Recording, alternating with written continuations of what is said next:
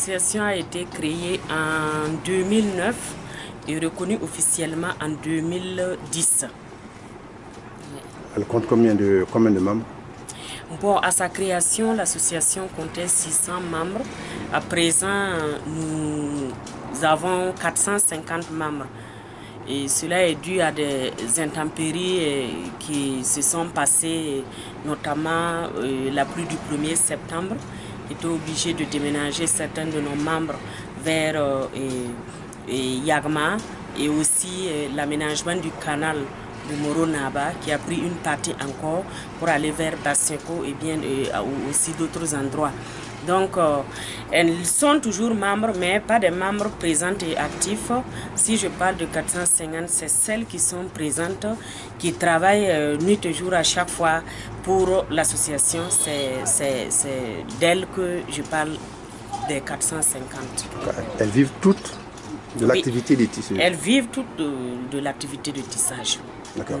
Vous m'aviez dit tout à l'heure que la décision sous la transition a donné un coup de fouet aux activités. Expliquez-moi un peu plus.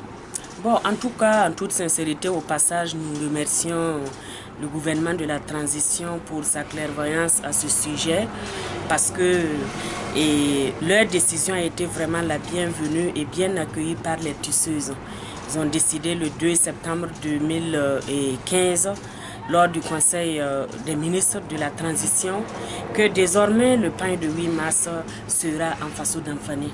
Et cela a vraiment été accueilli très bien par les tisseuses parce que ça a accru leur production, ça a amené sur le plan de l'économie, sur le plan de production, sur le plan financier et même dans les familles, en tout cas, tout le monde se sent avec cette décision. Vous êtes aussi secrétaire général de la Fédération nationale des tisseuses de Burkina, mais aussi vous êtes président de la commission exposition vente du CITA, le Salon international du textile africain. Donc je suppose que c'est votre activisme dans ces associations des tisseuses qui vous a amené vers le CITA. C'est vrai, et je dirais oui, et hormis mon association de base, comme vous l'avez si bien cité, je suis la secrétaire générale de la Fédération nationale des tisseuses du Burkina et le promoteur du CITA a jugé nécessaire que nous puissions aussi apporter notre pierre et surtout pouvoir aider à accéder à toutes les tisseuses du Burkina et faciliter certaines choses que eux ils ne pourront pas parce que quand l'activité du salon parle du textile africain, c'est à notre endroit directement.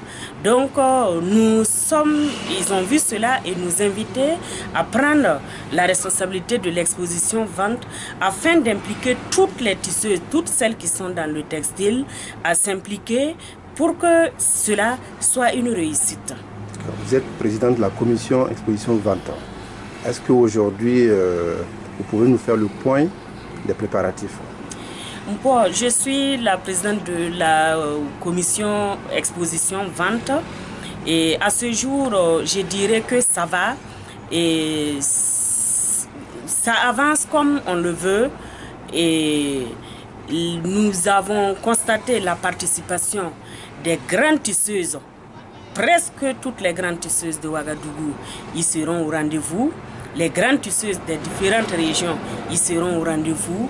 Les producteurs, c'est pour dire les transformateurs du Faso d'Anfani, ils seront au rendez-vous. Et aussi, tous ceux, et d'autres pays aussi voisins, comme la Côte d'Ivoire, Bénin, Lomé. Et bien au-delà de là, le monde arabe, les Égyptiens, les Marocains, les Syriens, eux tous ils seront au rendez-vous. Et en tant que responsable de l'exposition vente, comme je vois cette variété, ce multitude de peuples qui s'engagent, qui travaillent nuit et jour pour la promotion du textile et qui ont jugé nécessaire participer pour faire vraiment valoir le textile africain, cela me réjouit déjà. Est-ce qu'il y a encore des stands disponibles? Oui, il y a encore des stands disponibles. Il n'en reste pas beaucoup, mais il en reste. Il y en a. On peut toujours en avoir toujours. Oui, il y en a. Alors, il y a derrière vous le pagne du CITA. Est-ce que vous pouvez expliquer un peu le logo, ce que ça signifie? Oui, effectivement, les organisateurs ont jugé à ce qu'on ait un pagne type CITA et pour habiller certaines personnes. Et bon, parce que parler du textile, c'est parler du coton. Donc, si vous voyez que le fond de ce pagne est tout blanc comme le coton, ça représente cela.